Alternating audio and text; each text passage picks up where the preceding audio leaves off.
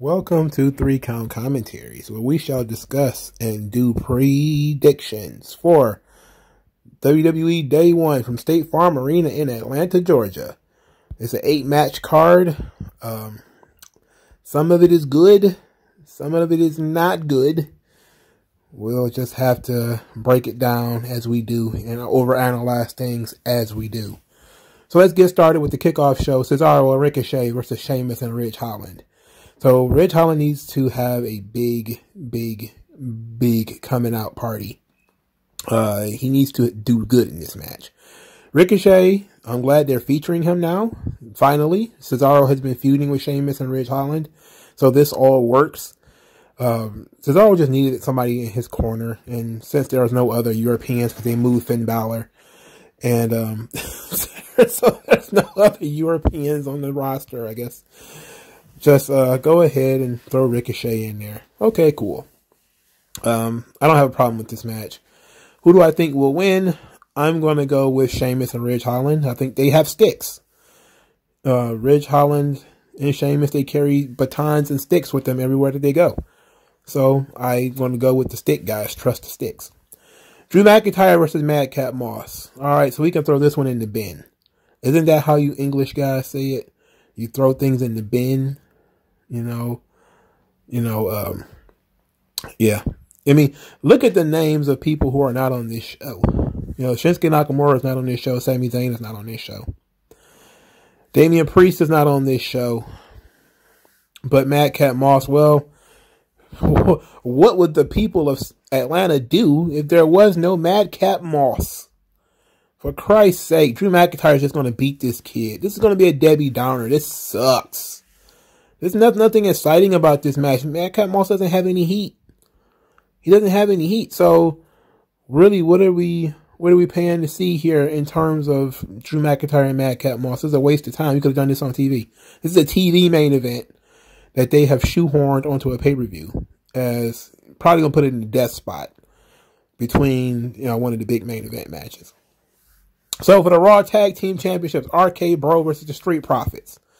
I love this. I love both teams. I've always been a fan of the Street Profits, and RK Bro is starting to, they were kind of getting on my nerves for a second there, maybe for like a week or two that they was getting on my nerves. But now that Randy is starting to come around on Riddle, yeah, okay, let's do this. Let's work this thing. I don't think they're ready to take the titles off of RK Bro yet, because I think once they lose the belts, it's over for them. And once it's over for them, we begin that RKO with the heel turn. Now, I did see some dunce cap guys who decided maybe Riddle should be the guy that turns heel in this feud. And I would say, for starters, Randy Orton's a shitty babyface. But secondly, that's like a Vince Russo heel, we're going to swerve him, bro. Let's just turn the referee heel, bro. Nobody will see that coming. It's like, yeah, because it's stupid. Everybody knows that Randy Orton is going to be the one that's going to turn heel on this. That's what people are anticipating. You don't subvert expectations like this, and you all of a sudden, what are you going to have Riddle do as a heel? Randy, I stole all your stuff, bro. Now I am the real Viper. It's like, no, it's not. It's not Riddle's character to be, it's always been his character to be sort of, they're writing Riddle to be very naive and very trusting. And, you don't go from that to conniving, murderous heel. And, come on. Everybody knows Randy's going to turn on this guy. But we got to give it time, build it up. We just had this whole thing with Amos and AJ Styles, so you can't do it so soon. All right. So I'm going to go with RK Bro winning. SmackDown Tag Team Championships. The Usos versus the New Day. They don't miss as far as having good matches are concerned, but it's a whole bunch of who gives a shit. Who cares about this match again, really? This is where the Attitude Era or the Ruthless Aggression Era would have been so much better with the booking. You would have taken this match that people have seen 1,000 times and done something new with it. It would have been a tag team steel cage match. It would have been a tag team 2 out of 3 falls, or an Iron Team match, Iron Man match, a marathon match, whatever you want to call it, or something to make this thing feel like it was brand new, where yes, we've seen these teams before, but this is something different. It's a different environment. It's different rules. You know, that would have been so much better to spice this thing up. But they won't even do that. Hopefully, we can get Sheamus and Ridge Holland on this track to wrestle for the tag team titles. Because at least the SmackDown, it has a decent tag team division with the Viking Raiders and Los Lotharios. At least, you know, they don't seem to be too ashamed of actually doing something with their tag team division. Unlike Raw, which is just like the shits. It's the pits when it comes to tag team wrestling. Edge versus The Miz. This is the match I'm most looking forward to. And I'm not even bullshitting. The Miz is getting a Legends match. He's getting a Special Attractions match. This should say that WWE really, really, really likes The Miz. Not just because they put the title back on him, but they're giving The Miz a Legends match.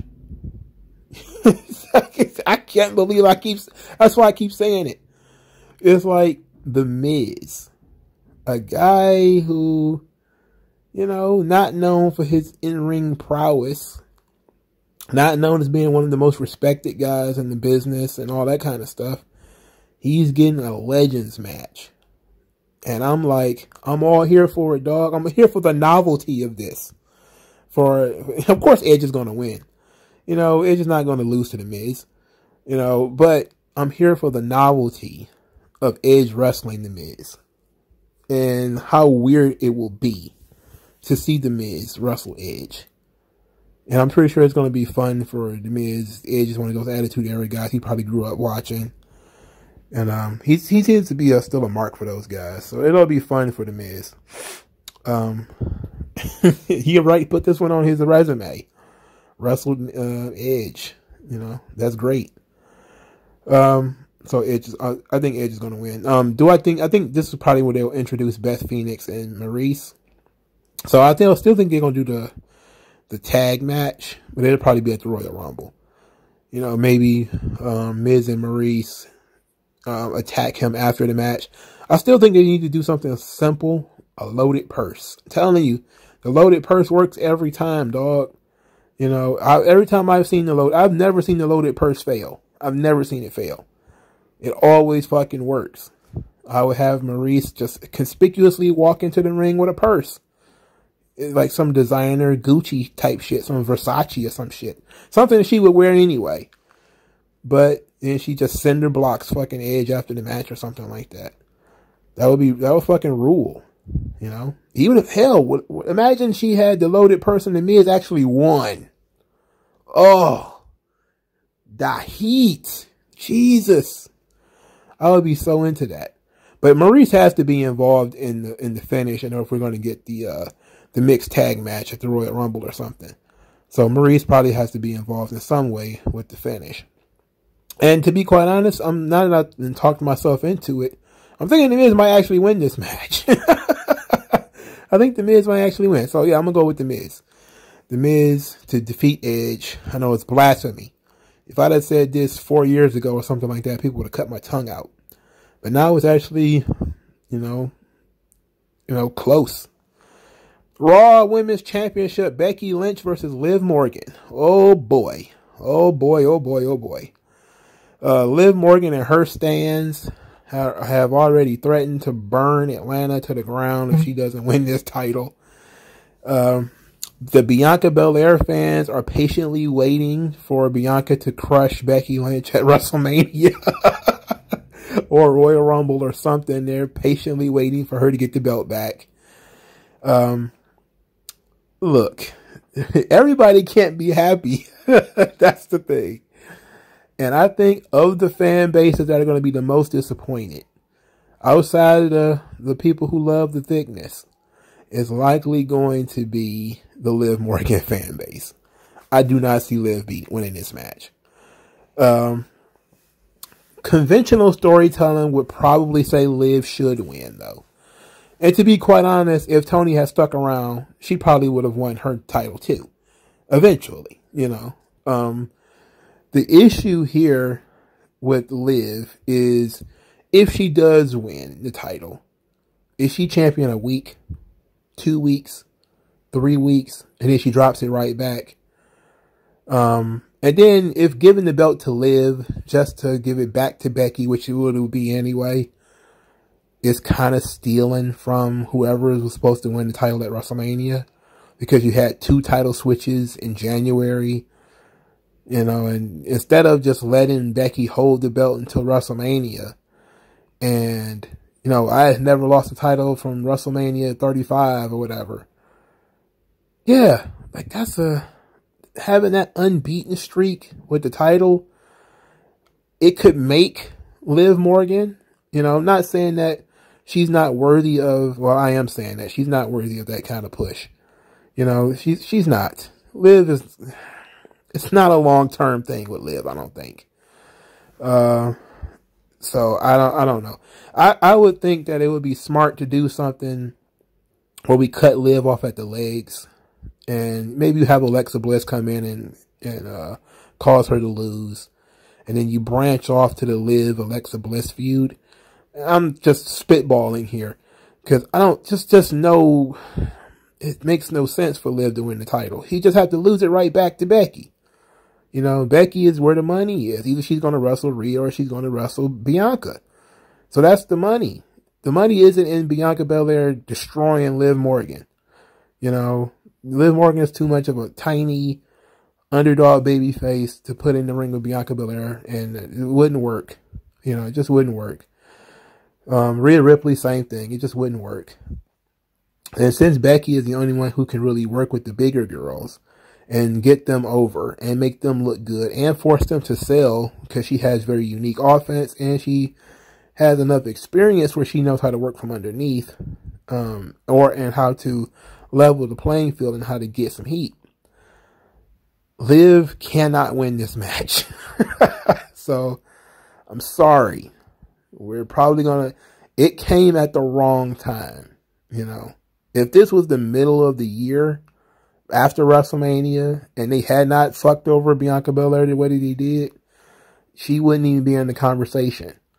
We may still be talking about Rhea Ripley, but we wouldn't be talking about Bianca at all. And then you could put the belt on Liv, and it wouldn't be that big of a deal. But in this situation, I think the whole thing at SummerSlam was leading to Bianca being made whole later.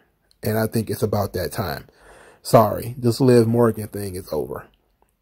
Unless they decide to say, fuck the TV ratings, fuck everything, we're going to go with Liv, or we're going to go through some stupid triple threat match, which is even stupider. He's got to go. He's got to stay with Becky. So Liv, hopefully they have something else planned for her, because this is about to be really, really. They had Liv Morgan invite the disappointed girl to day one. I saw that tweet, which tells me that Liv Morgan wants the girl to come see her win the title. It's essentially a spoiler. The only possible idea is for Liv to win it and then lose it right back. And, I mean, look, it's possible that Liv Morgan could win the title. You know, win it outright, just win clean, and then lose it right back. She's going to lose it. Like I said, it's all about these kinds of stories. If you make her the girl Daniel Bryan, that's exactly what happened, right? Daniel won it. He lost it immediately. He won it back. He took it from him immediately. He was never supposed to get a run, you know, because you're the underdog babyface. Once you're the underdog babyface and you get your happily ever after, the story is over. Now what? You're the defending champion. And that's not the role that you're fit for. So, I could see them giving Liv the belt just to satiate that crowd. But, nah, dog. If it was me, she wouldn't even be in this position. It'd be Becky versus somebody else. But I'm going to go with Becky anyway. Alright, for the WWE Championship, Big E versus Seth Rollins versus Kevin Owens versus Bobby Lashley. And will any of these guys actually be there? I have no idea. Is Seth Rollins going to appear? Well, probably not. If I had to venture a guess, if he has COVID, that's the question of whether Becky Lynch will even be there at that point. Now, it's possible to have Becky without, if she doesn't test positive. Even though they stay in the same house, she's had some exposure, and she probably could have quarantined for 5 days or something like that. However, those stupid rules, which none of it matters anyway, because, they just making shit up as they go along. Like, does the virus really know if you stay quarantined for 7 days or 6 days or 5.5 days or 4 days, 3 days? No, we don't know. Nobody cares.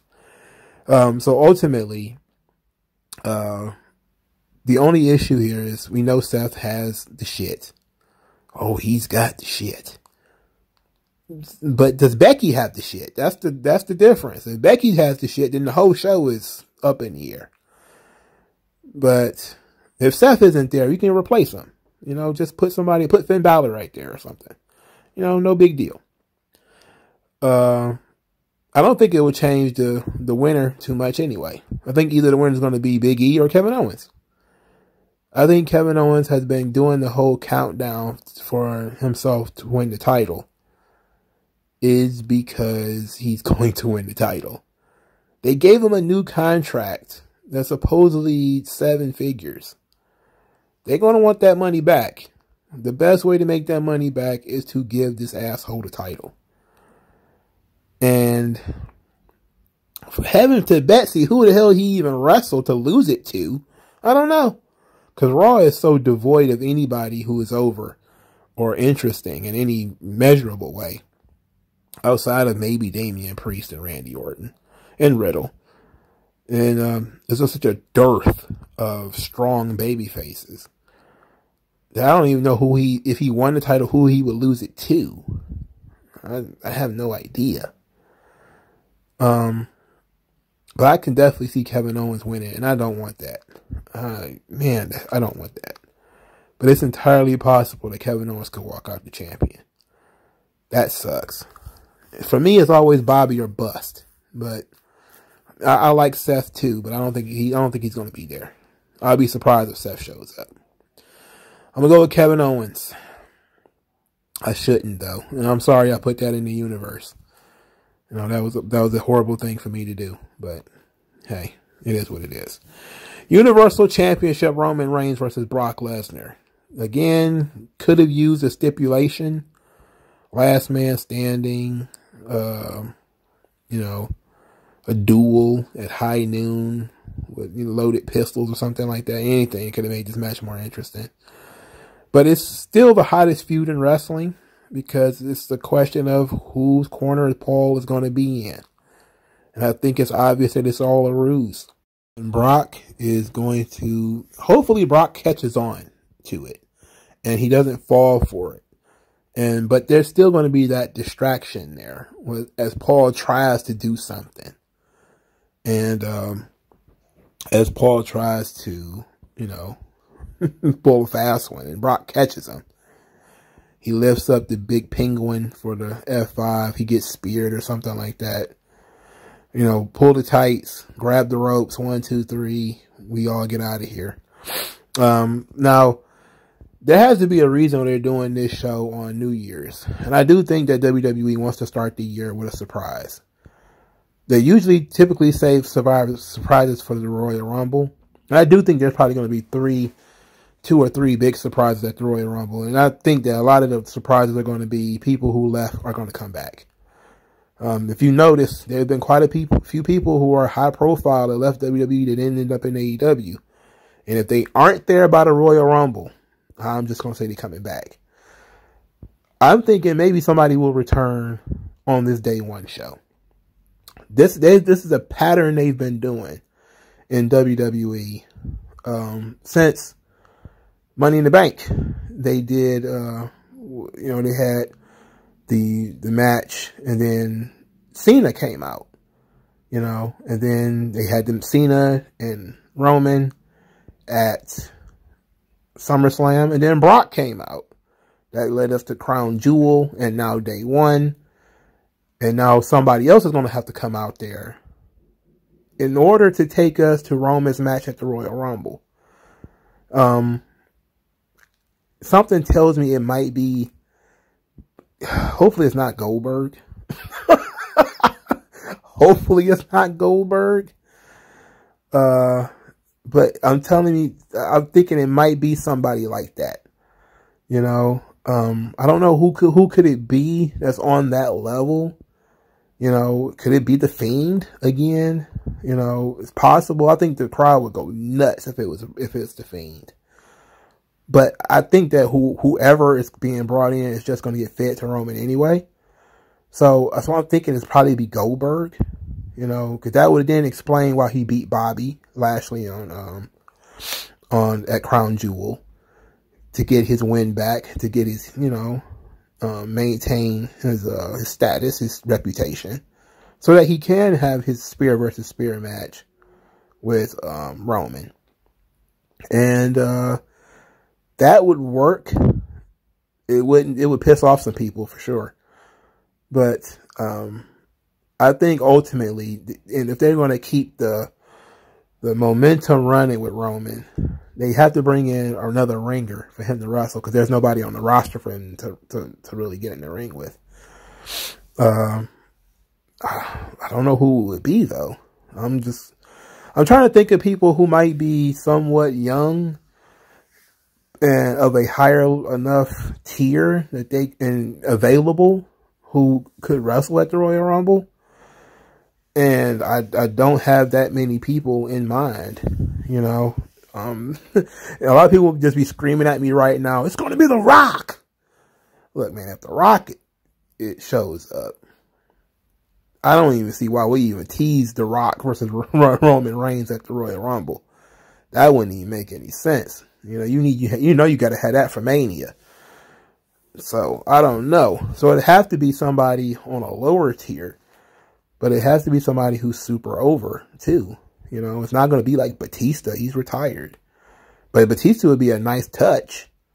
You know, it would be dope if it was Batista, but it's not going to be. You know, who else could it be that anybody would care to see? You know, that would be a threat, let's say. Because, of course, it could be Rob Van Dam or something like that, but he's not really a threat. So, you know, I don't know, but I'm interested.